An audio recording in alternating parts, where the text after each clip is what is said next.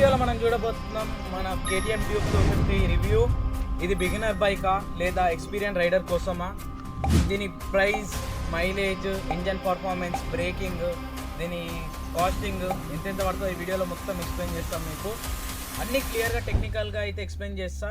ఈ వీడియో వరకు చూడండి. ఈ బైక్ మీకు సూటబుల్ అవుతుందా లేదా అని మీరే ఓన్ డిసిజన్ అయితే తీసుకోవచ్చు. ఓకే, వీడియోలోకి అయితే వెళ్దాం.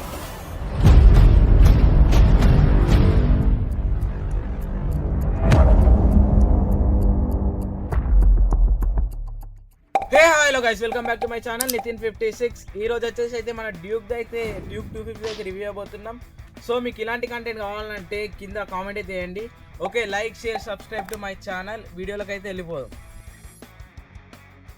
డిజైన్ అండ్ బిల్డ్ క్వాలిటీ గురించి చెప్తామంటే ముంగడ షార్ప్ హెడ్లైట్ అయితే తీయడం జరిగింది. ఇంకా మస్కులర్ అండ్ ఎక్స్ప్రెషన్ మన ట్యాంక్ అయితే ఇచ్చారు. ఇక్కడ ఇది ఏంది స్ప్లిట్ సీట్స్ అయితే ఇచ్చారు. ఇక్కడ బిల్డ్ క్వాలిటీ వచ్చేసి అయితే ప్రీమియంగా ఉంది. ఇంకా ప్యానల్స్ లుక్ చూస్తే ప్రీమియం లుక్ అయితే ఉంటుంది. ఓవరాల్ డిజైన్ చూసుకుంటే అగ్రెసివ్ డిజైన్. ఇంకా ఇది మన యూత్ వాళ్ళకి ఇంకా ప్రొఫెషనల్ వాళ్ళకి కూడా సెట్ అయ్యే డిజైన్ ఇది. ఫస్ట్ అయితే దీని ఇంజన్ అండ్ టెక్నికల్ స్పెసిఫికేషన్ గురించి అయితే చెప్దాం. దీని ఫస్ట్ ఇంజన్ దగ్గరకు పోతాం. దీని ఇంజన్ వచ్చేసి 248.7 cc ఇంజన్. ఇది single cylinder liquid cooled engine.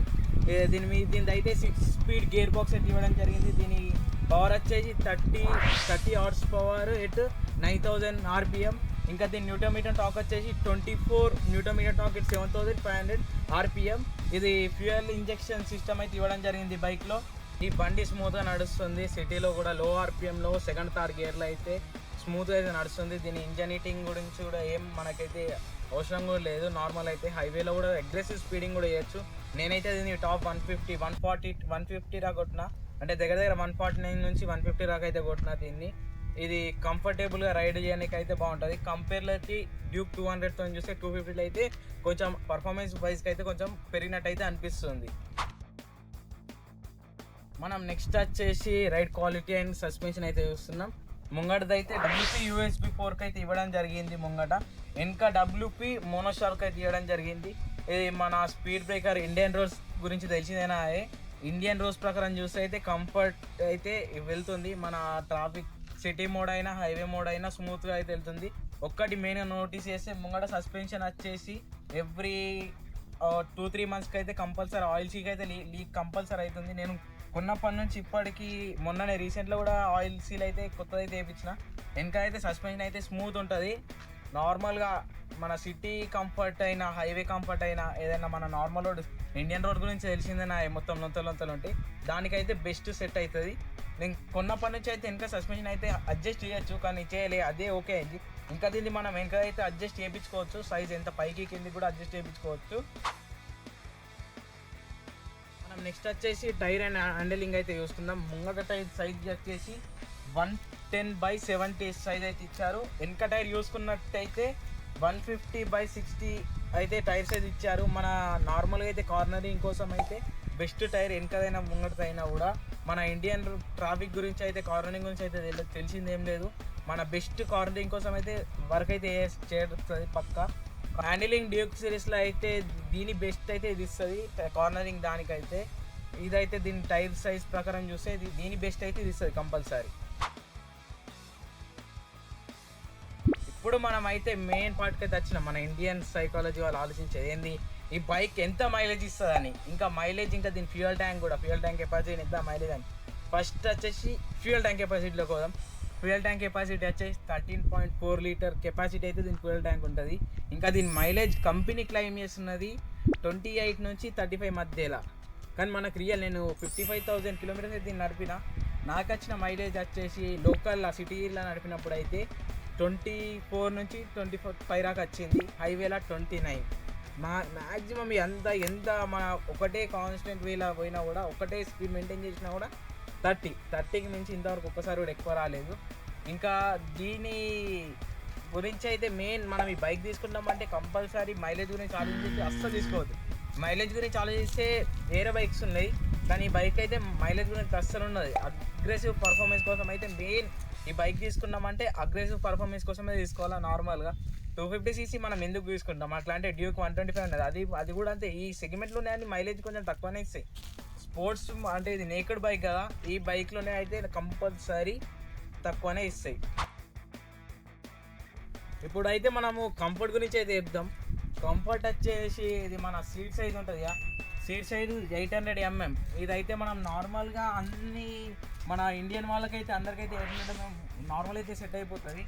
ఇంకా ఇది లాంగ్ డ్రైవ్స్కి అయితే బాగా ఈజీ వెళ్ళిపోవచ్చు దీని మీద.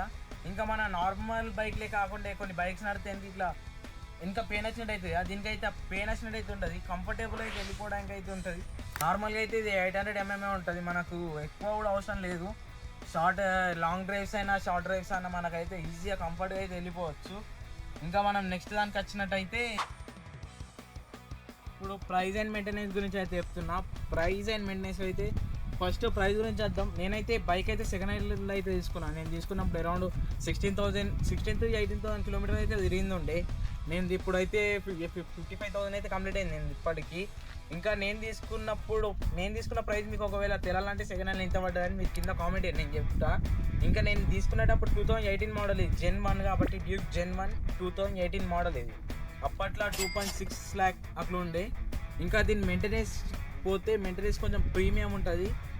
నార్మల్ బైక్ టైప్ అయితే ఉండదు. ఇంకా దీని సర్వీస్ సెంటర్ అయినా నెట్వర్క్ అయినా KTM నెట్వర్క్ అయితే బాగున్నది. ఎలాంటి స్పేర్ పార్ట్ అయినా తొందరగా అయితే దొరికిపోతుంది మనకి, నార్మల్ అన్ని బండ్లతో కవర్ చేస్తే. ఇంకా మన ఇంజన్ లైఫ్ మనం ఎట్లా మెయింటైన్ చేస్తే మనకి ఇంజన్ లైఫ్ కూడా అట్లా వెరుకుంటూ వస్తుంది.